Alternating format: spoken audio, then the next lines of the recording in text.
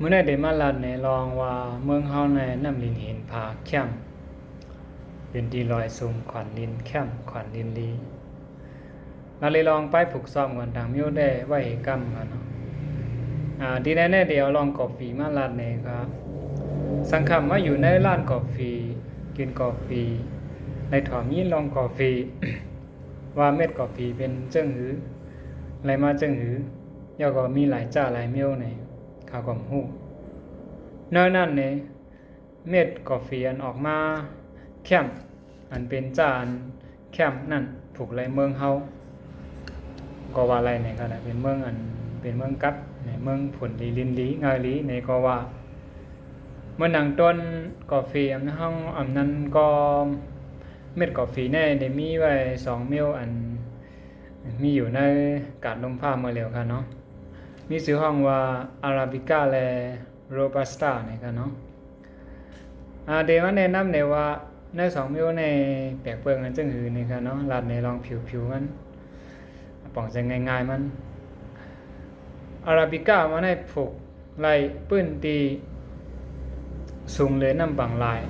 หมอก8ทัดขึ้นภายเนอนี่ค่ะเนาะเพราะว่า8ทัดลงมาภายเตอร์ได้แลบกึ่งอับผูกเย้าก็หมักนั่นก็ตัวมันจับผ้าใช่มันเดือนที่มีหลายรองหลายมิ้วนั้นก็ยาสามั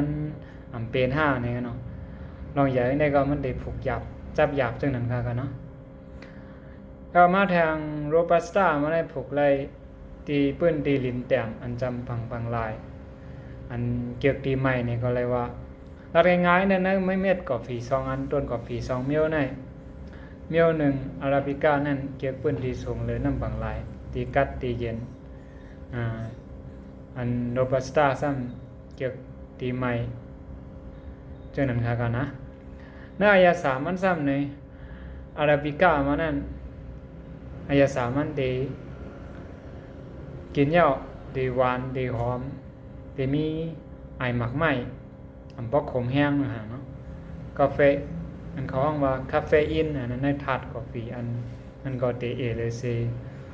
โรบัสต้านี่กันเนาะอันเดมีห้องว่าฟรุตตี้นี่มันดีมีสายหมักไหม้ไอหอมหมักไหม้กินแล้วก็พวกกินลงคอว่าได้ก็ดีมาจำพออมกาแฟก็มันได้ฮู้ในขนาดเนาะพอมาเฮ็ดกาแฟลำให้กินในขนาดนะกาแฟนะโรบัสต้าในหั่นอันนั้นซ้ำกาเฟอีนมันได้นำกันนะพอนับกันเม็ดต่อเม็ดมันเนี่ยกันนะพอมากินเนี่ยกาเฟอีนนั่นว่าจังคือล่ะเฮ็ดให้เราตื่นให้ก็อันนอนอันใครนอนนี่ได้ก็เฮ็ดให้เราตื่นนะฮะเนาะอันนั้นเฮาว่ากาเฟอีนมันเนี่ยกันเนาะนั่นเดน้ำเนี่ยคมก็เด็กคมหรืออายาสาก็ซ้ำดีเตรียมหอมดานอันเป็นอาราบิก้าอันว่ามาในขนาดเนาะอาราบิก้าหมายนึงนะอย่าบ่นั้นในอาราบิก้าแน่นี่ปื้นตีแต่ได้ผูกมันนั่นตีกึ่งแลบตีมันนั่นมันหาหยาบอินนั่นกันเนาะมันเป็นตีผูกหยาบอินอย่าบ่นั้นในปื้นตีโลกปื้นตีลิ้นในก็บ่นั้นได้จำผังลายเป็นปื้นตีไม้นั่นน่ะป้อมไม้ก็ซ้ำได้กัดป้นตี5เป็นตีลอยมวยจังนั้นก็ผูกลายนี่ครับเพราะฉะนั้นในวันเมืองในเมืองใต้เฮาค่ะในเป็นเรียกว่าเป็นเมืองหนึ่งอันออกกาแฟแคมกาแฟรีเมลหนึ่งค่ะนะสังว่ากาดมันถึงไรในได้เดือนเป็นผู้ทรงกินกาแฟเยอะเนี่ยค่ะเนาะผูกไว้ในไฮในโซนนั่นนี่เป็นกาแฟอันแคมเนี่ยค่ะเป็นตีลีนเฮาครับผูกไรอาราบิก้าอันนี้เป็นลองลีเตะเป็นลองกามเรียนเฮาเกิดมาในเมืองใต้สังว่าผูกกาแฟเนี่ยครับเมื่อเรียกว่าเตะผูกกันมากค่ะเนาะอันนี้เป็นล็อกกัดดีลงได้เตะปนดาเมื่อนานนะครับนะสังว่าใส่ไงเงาไล่วันเมืองหลีมากเนี่ยก็สังว่าผูกไว้มาเร็วก็พิษค่ะนะก้นกินกาแฟแน่ ลดย่อมค่ะมีนำเหลือไม้นั่นกูวันนี้ค่ะเนาะเมื่อกันกินกาแฟนำให้เพื่อนนั่นเดี๋ยวเป็นเมืองอเมริกาเนี่ยค่ะเนาะก็กับเมืองอเมริกาซ้ำผูกกาแฟกันนะผูกกาแฟไล่ผูกก้อนเดี่ยมออกนำค่ะนะย้อนเบอร์นั้นเขาจะเป็นก้นอันซื้อกินนำเลยเบอร์ในโลกในกัมพาเนี่ยนะผมว่าได้พิษกับ บางทีอันยามผูกมาฉะนั้นก็ย้อนเบอร์อย่าสิอุดูแลกลายลองแลกลายมันนำแล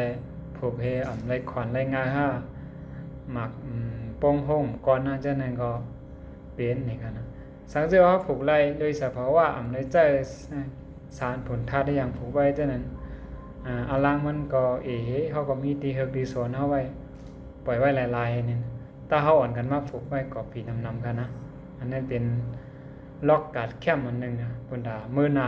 ถ้าปลายมากค่ะนะเพราะผูกไว้1ปองไหนๆมันได้อยู่ยืนยาวข้าวหึงเลย60ปีมันกันนะมันเป็นต้นอสังยาวต้นอายุยืนอายุยาวก็ว่าอะไรเมียวหนึ่งลองลุ่มลาไปถึงมันก็สุกซากทั้งไว้ปันโฮมมันเหเจ้านั้นก้อยอย่าไพ่เข่าอย่าโว้ก้อยเข่าย่าเต่าก็แค่มหนาวค่ะนะส่วนได้ไหมเอาค่ะมันได้เอาเจ้าไหนมาแนะนำเหมือนกันค่ะกันเนาะ